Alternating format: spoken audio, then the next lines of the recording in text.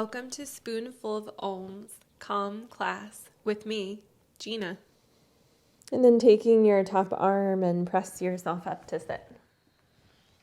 And swinging the legs around. I don't remember if we did this last week, but we'll do it this week. We're going to work on our toes and on our feet. Did we do it last week? We did. Oh, well, we'll do it again. So you'll take your right foot, left hand to right foot. So like you're kind of giving yourself a high five. And we're going to bring our fingers in between the feet. So toward the webbing down into the feet. And I might have talked about this since we did it. But you can get these yogi toes, and I know Judy knows that. And they're these little, I guess they're like silicone things that you put in between the feet, like spacers. And it helps to create space and find a little bit more of a stretch between the feet. You have a lot of ligaments and tendons and muscles in the feet that we don't always work or stretch or use, especially in the winter when we wear our foot coffins, our little boots that don't move around, I like to call them. And so we don't get to bend the feet as much or use them like we should. And even not in the winter, like when we have just sneakers on, they don't move the way they do when we don't wear any shoes, right? So sometimes it's good not to have shoes on and to be barefoot.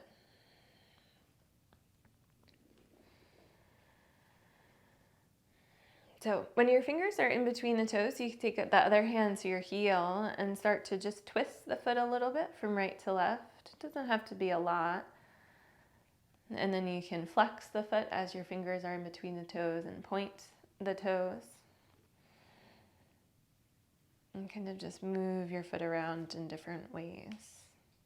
And if you continue to do this, so if right now your fingers aren't down toward the webbing of the feet, like they don't make it all the way down, that's okay. But if you continue to do this, you might find that you create more space and the fingers kind of move down more easily in between the toes.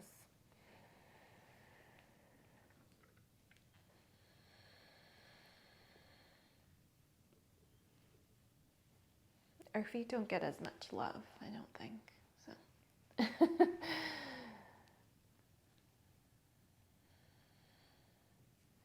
Good. And then we'll go to the other side. So before you go to the other side, just release, and you can even probably see the space in between the feet that you made, and you can probably feel it as well. And then we'll take our other hand to our left foot, right hand to left foot. You can kind of use your left hand to work the fingers down, and then flex and point.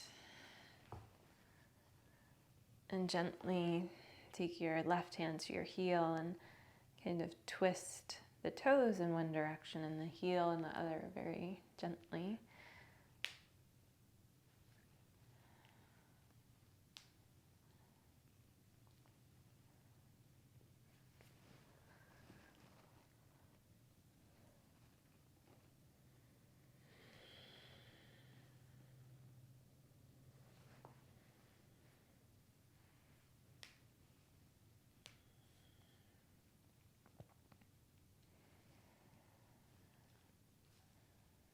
Good.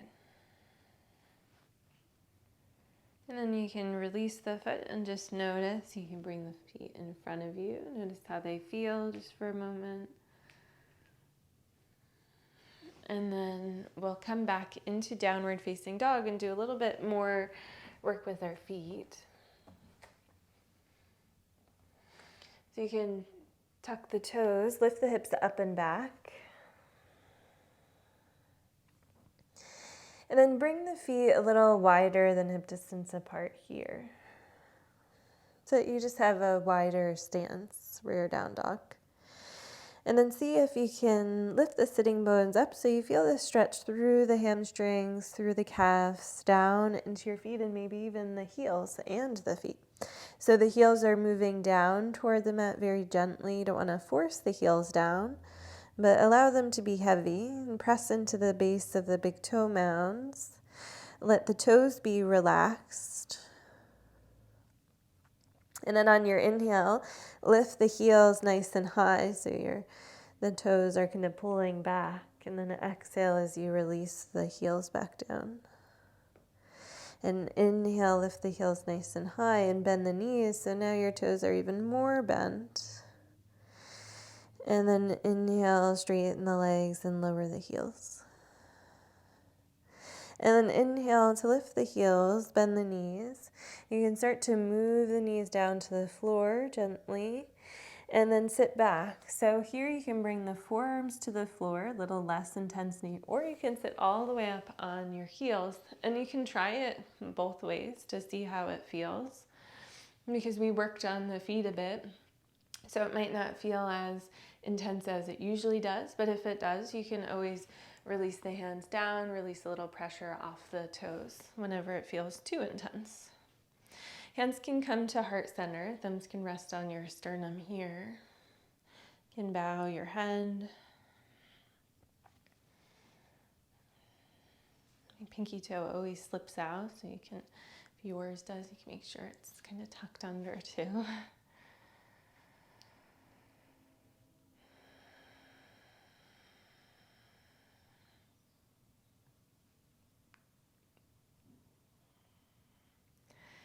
And then inhale as you release the hands down to the floor. Untuck the toes so the tops of our feet are to the ground. You can tap the tops of the feet.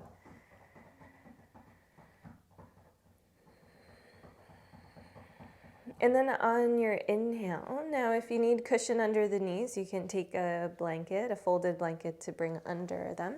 Reach your arms out and up, knees are hip width apart. And on your exhale, bring the hands to your lower back, fingertips facing up or down, and then press the palm of your hand into the mid-back if your fingertips are facing down. Reach the elbows toward each other behind the back, and then lift the sternum up. Option to find a little lift to the chin. You can tuck your toes here if that feels good. Press the hips forward so they're stacking over top of the knees. Just find a little supported back bend. And then on your exhale, untuck the toes and sit yourself back. Reach the arms forward, but a little out to the right side. Pull the hips a little bit to the left side.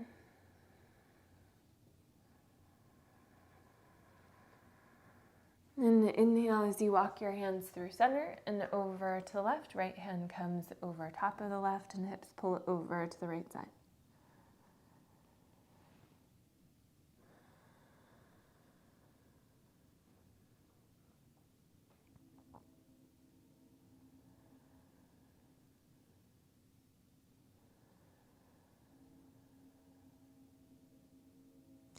And inhale as you come back to center.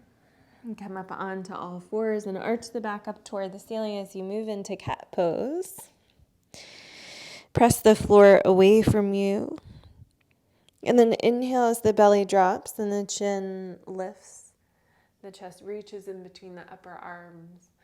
And then exhale as you arch the back. And inhale, drop the belly. Gaze forward. And exhale, arch the back. And inhale, drop the belly, gaze forward. And then come into a neutral spine here. So you feel your lower ribs move kind of back toward the spine, but down toward the frontal hip bones. So it's more neutral in your lower back. And on your inhale, extend your right foot to the back of the mat. And start to press the toes into the floor. So you're kind of, as if you wanted to untuck them, you're like pushing the toes down and back, but they're not really gonna untuck. And then you're engaging through the leg, especially the knee, the calf.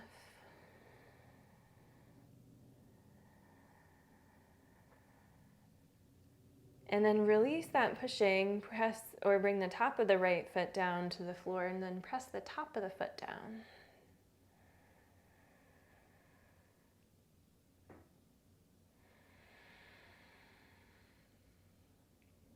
And then on your inhale, turn the toes toward the right long edge. Ground into the right foot, so you're kind of rolling a little bit into the ankle, so the foot comes to the floor. Left hand comes to a little out to the left side, so there's more stability as you lift your right arm up, moving into a variation of side plank.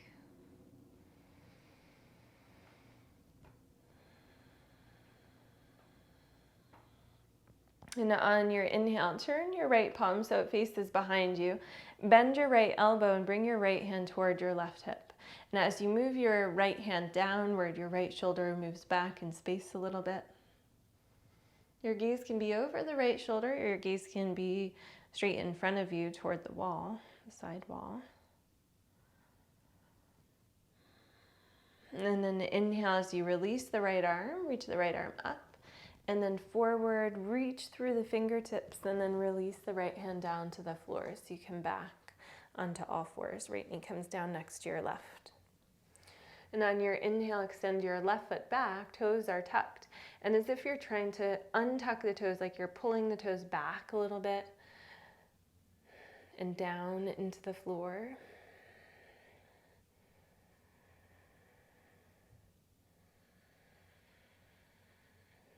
And then release that and bring the top of the foot to the floor and hold here as you press down into the top of the foot. And we'll hold for 5, 4, 3, 2, and 1. Release the left foot to the floor. So you're turning the toes toward the left long edge and grounding the foot down. And start to bring your right hand a little bit to the right side, more stability as you reach the left arm up. And then holding here, option to take your left arm and turn the palm to face behind you, and then bend the left elbow so the left hand moves down toward your right hip. And then you move the left shoulder back in space, externally rotating as you gaze above the shoulder, or you can gaze forward.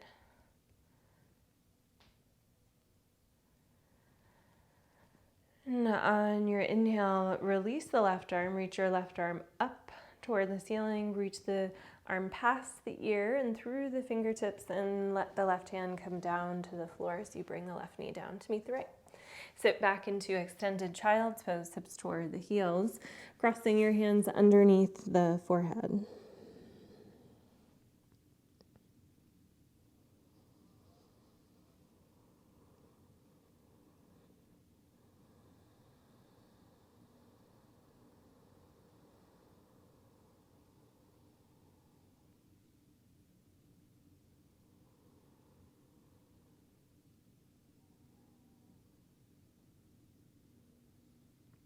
And on your inhale, extending your arms forward toward the front of the mat, come up onto all fours, hands walk a little forward, tuck the toes, shift forward so you're moving into a modified plank, and hold here.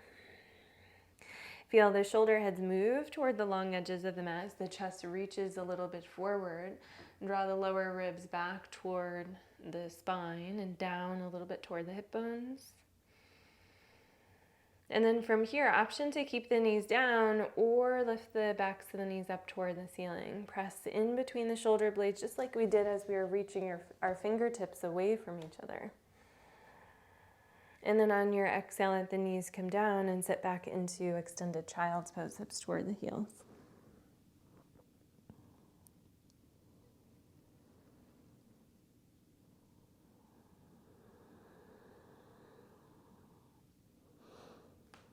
And inhale as you come up onto all fours. Hands walk a little bit forward, tuck the toes. Lower the hips so we're in modified plank to begin. And then press up between the shoulder blades, lift the backs of the knees up to come into plank. Tailbone is tucked under just a little bit. Gaze is above the fingertips, so try not to let your head drop down. And then on your exhale, bring the knees back down and sit into child's pose, hips toward the heels.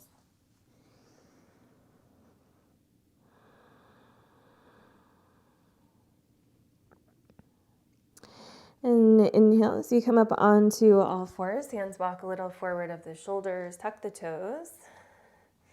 Holding here, modified plank.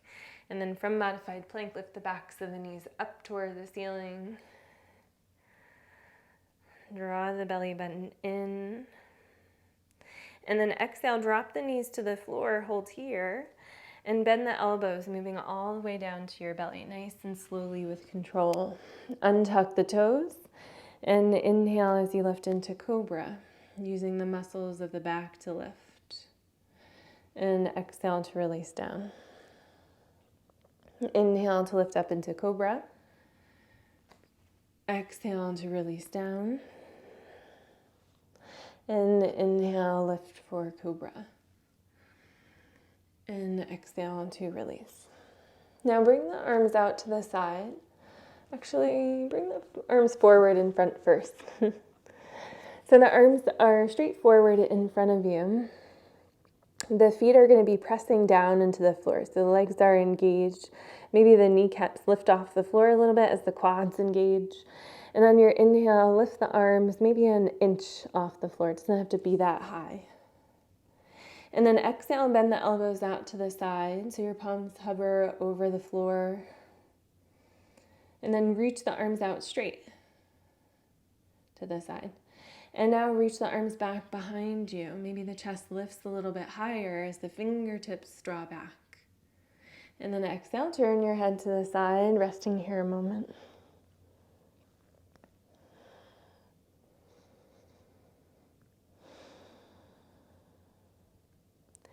And inhale, turn your head back to center, lift the arms up here. Again, just an inch off the floor, it doesn't have to be that high. Let your arms reach out to the side off the shoulders. And then bend the elbows, palms face down. Reach the arms forward in front. Notice more core work here with the arms overhead. And then exhale, release the arms, turn your head to the other side, resting there a moment.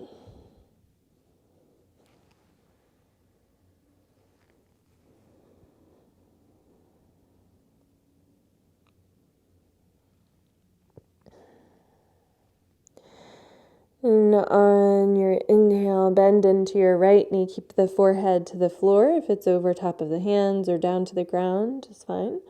Toes pointing up toward the ceiling. The right knee bends. And then on your exhale, flex the foot. So the toes draw down toward the right shin. And then pull your right heel toward the back of your right thigh.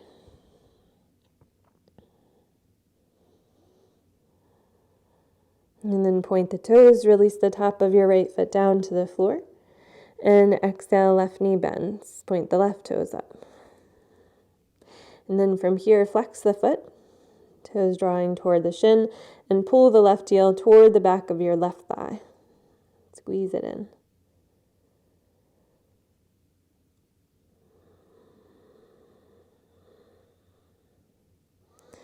And then point the toes, lower the top of the left foot to the floor. Bring the feet and legs a little bit wider so they're pointing more toward the corners of the mat. And then bend the knees.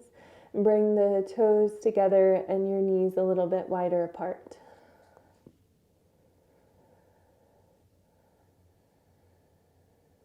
And if you want, you can adjust the knees to move them out further. And maybe the inner part of the feet move down toward the floor. Keep the feet flexed here so bottoms of the feet are touching. Press into the base of the big toe mounds to the opposite foot if the knees are wide.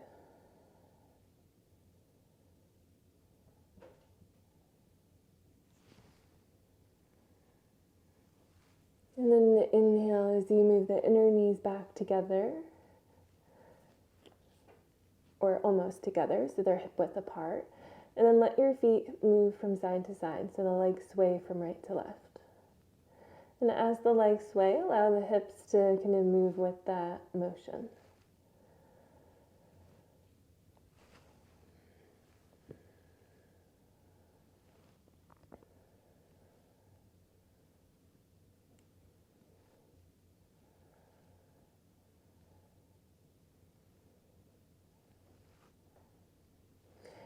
And coming back to center, tuck the toes as the feet come down to the floor, the hands come next to your chest.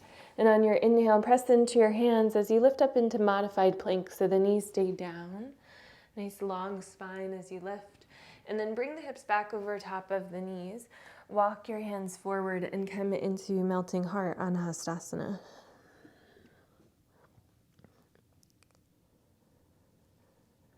And then once you're in Anahastasana, you can move the hips a little bit from side to side. As an option, you can keep both arms straight, or you can bend your right arm first and bring the forehead to the right arm and work on the left side. So just kind of stretching through one side at a time, if that might feel better for you. And you can continue to find a little bit of a movement or sway in the hips as an option.